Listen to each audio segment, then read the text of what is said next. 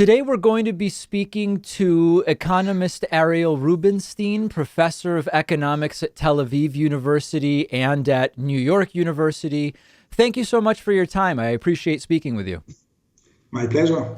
So one of the two areas that are very much in right now in economics are game theory and behavioral economics. And if one reads critiques of these areas, one of the things I read frequently is that as interesting as game theory and behavioral economics are to study theoretically, that there is a limit to what these fields of study can tell us about the real world. Do you believe that this is a fair criticism? It's a very fair criticism, and I would sign on every word that you have said. Let me first of all say, every area, probably in the sciences and also as in life, as in fashion and in other things, in politics, then we have waves. And the waves are not because somebody discovered the light or discovered the corona, cured the corona. The wave is because some sort of social pressures inside the academic world. So when I was very young, then what is called general equilibrium was dominating economics. Then actually I was a part of what is called the theoretical revolution in economics, and that became so fashionable that actually young PhDs now almost don't know general equilibrium. And the next wave was behavioral economics, and the next wave is probably something which is very far from theoretical development. But in any case, this is first of all the fact that something is dominating a field inside economics does not mean that this is true. It does mean that it's dominating. It should be said that economics is probably, again, as any other political group, is very much there is a little bit a tyranny of the governing of the dominating field. And when some field is on top, then it quite rejects the other fields. My position about economic theory in general, that it's not about truth. It's not about truth. Nothing is true. It's a little bit like literature. Sometimes there is one type of literature is more fashionable. Another time, another type of literature is very fashionable. My attitude in general to economic theory is that this is a bunch of stories, if you want, a bunch of fables. Now, these fables are not completely disconnected from the world. They are connected with the world, but remind you that also Disney fables are connected to the world.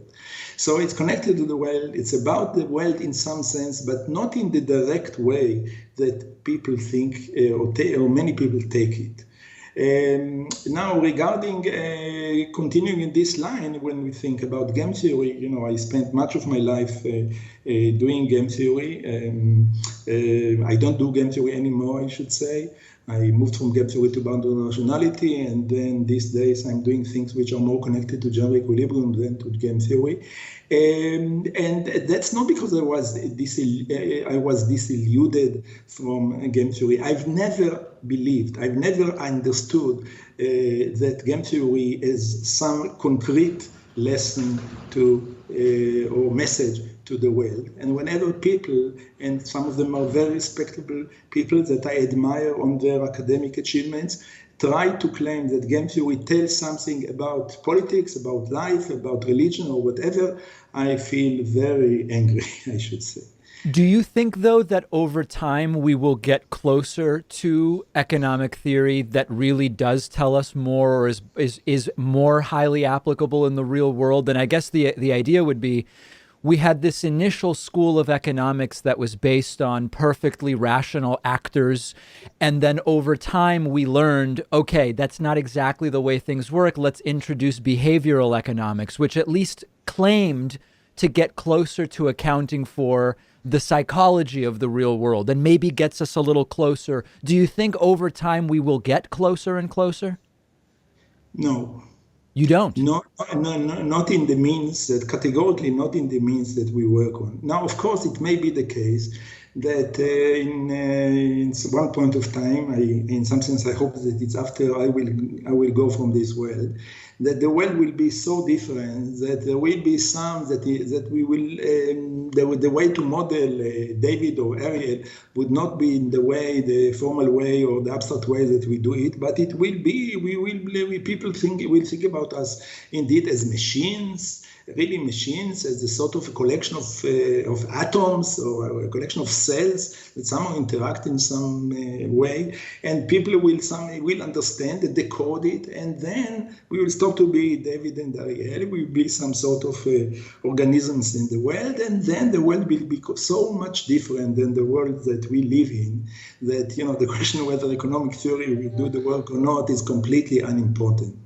It will be completely, I cannot imagine such a world. Now, I cannot say that it's impossible, who I am. I'm not a scientist, I'm hardly an economist, so I am to say that that's impossible one day. But I personally, in continuing more or less developing the theories, even making them more empirically, in some sense, relevant, I don't think that we are as close because, and again, the analogy is the analogy of literature. Do you believe that one day there will be a book that in some sense will explain the world in a perfect way that whoever will read it will say, wow, now I understand the politics of the US and I predict the elections in 2024? Maybe I cannot imagine something like that.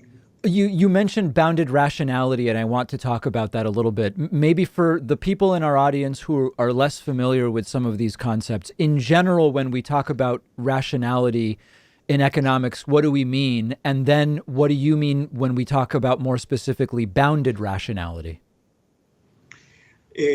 Well, the way that I mean bounded rationality, I mean that in the story, namely what we call a model in our language, but I think about it just a story, there is a concrete element of the procedural aspect of decision making. That's all. When we talk about models with rationality, actually we also have a sort of a procedure, but the procedure is in some sense perfect in some logical sense. People can do whatever calculations. They fully understand the probabilistic laws, and etc., etc. On the other hand, when people are limited, and all of us are limited, and we take it into account, or we don't take into account, I think about it more that we put it explicitly into the model that there are some aspects of bounded rationality, then it's become a model of bounded rationality. That's all. But of course, in the interpretation of what we do, this is a big step. It's a big step because it makes some of the results, or many of the results that are common in the model when we assume full rationality different. That's all. So would it be fair to say that rationality as a broad concept is a more theoretical concept? Bounded rationality accounts for the real world limits of rationality? I don't know. If you take, the example that I often give is the characters in Disney movies. Yes. The characters in Disney movies are usually very simple in the sense that either they are good or bad, right? It's either they're evil or tzaddik. These are two extremes. And now we can think about a world that people are either they have some sort of a click in their minds, 0-1, either they are good or bad. That's the end of the story. And then still there are interaction between many good and bad people in different situations.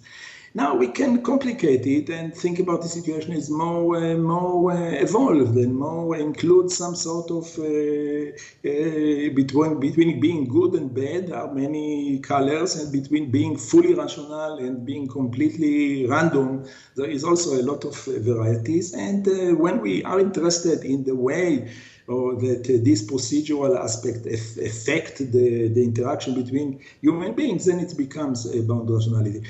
Now, is it closer? I don't like to think about it as closer. I think that it's different. And again, closer, behind your assumption, there is this goal, which is that economic theory will predict the world, will fit the description of the world as close as possible. Personally, I must say, I've never wanted to predict anything. I don't want to predict. I want to do interesting story, to write, to invent interesting stories, full stop.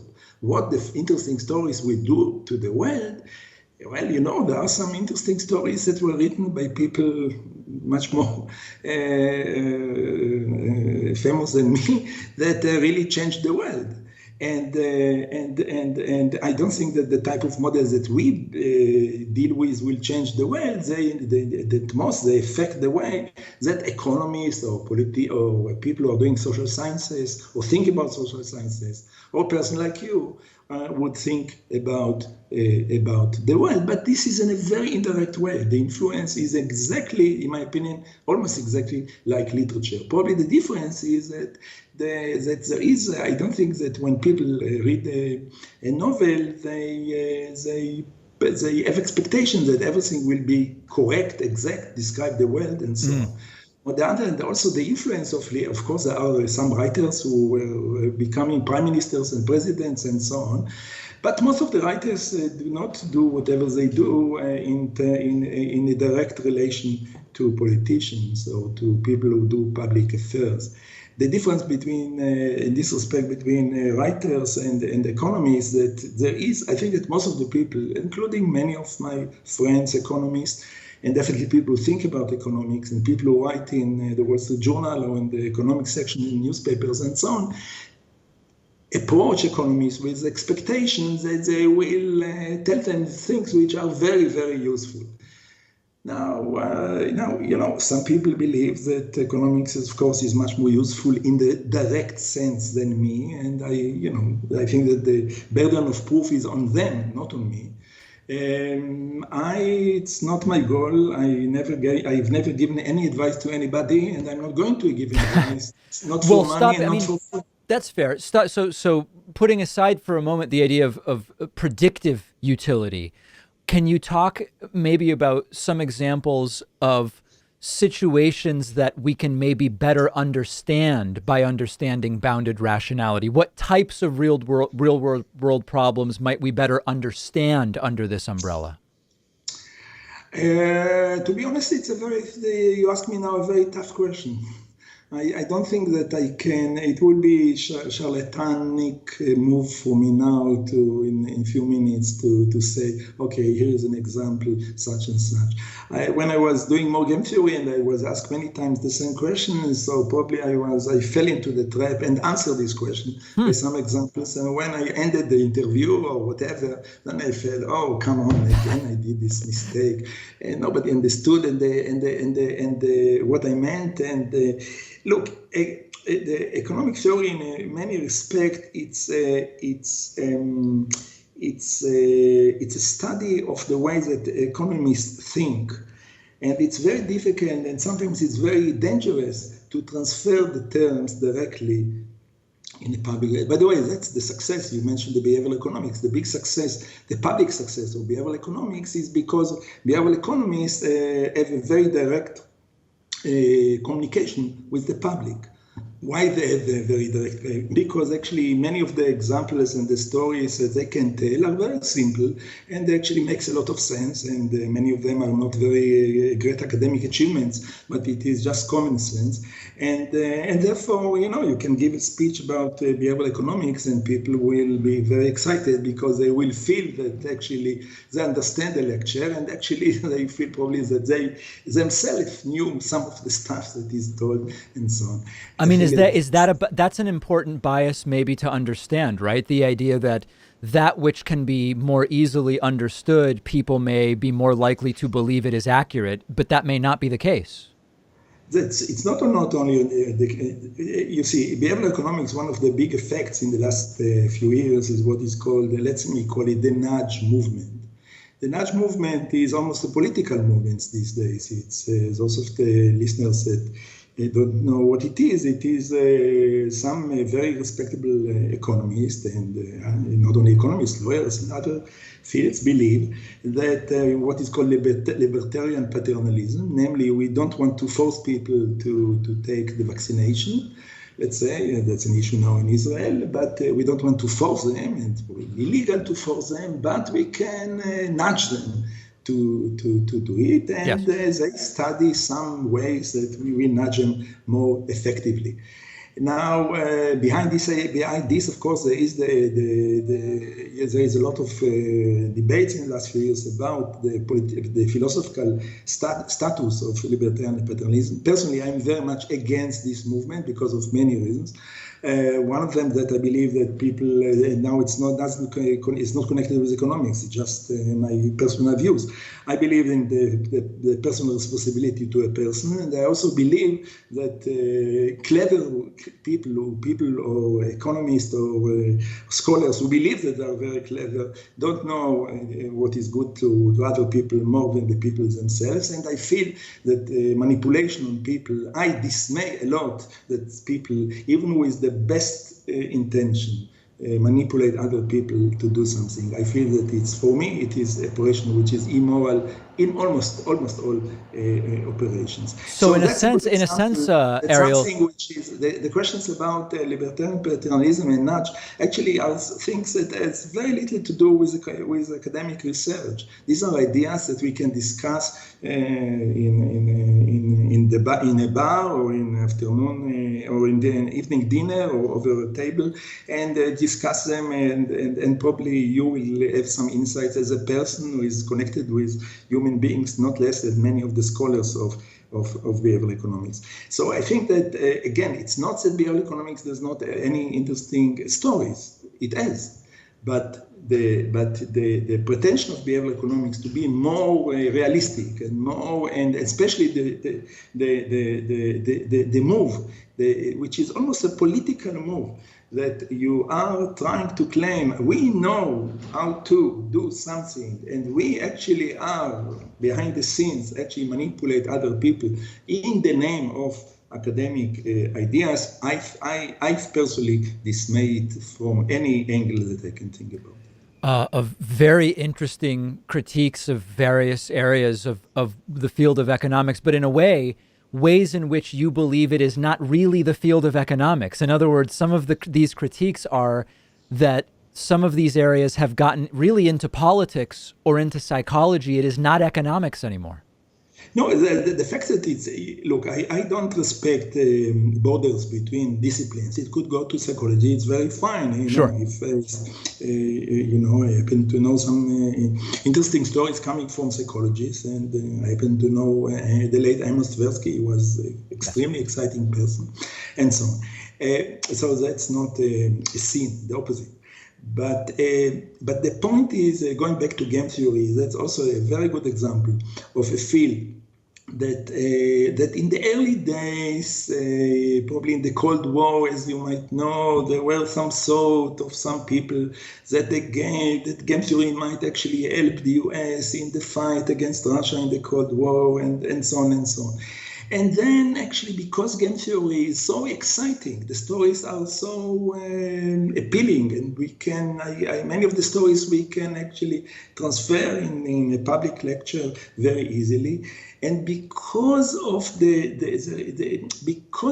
talk in concepts that are so daily in a sense, there is also the risk. And the risk is that, and I think that many of my friends, game theoreticians, fell into this trap, that sometimes it was not. Look, I don't believe in evil people. It's not necessarily intentional, but it's more that it's so appealing, and it's so appealing to say. To give advice, to say I know something about the world. I'm connected with the most senior people in my country, and I can influence their thoughts and so on. And I'm coming with this title of a professor of game theory or whatever. That's a very, in my opinion, it's a dangerous position. Well, we've been speaking with Ariel Rubinstein, who is professor of economics at Tel Aviv University and at New York University. Professor, such a pleasure speaking with you today. I appreciate your time. My pleasure.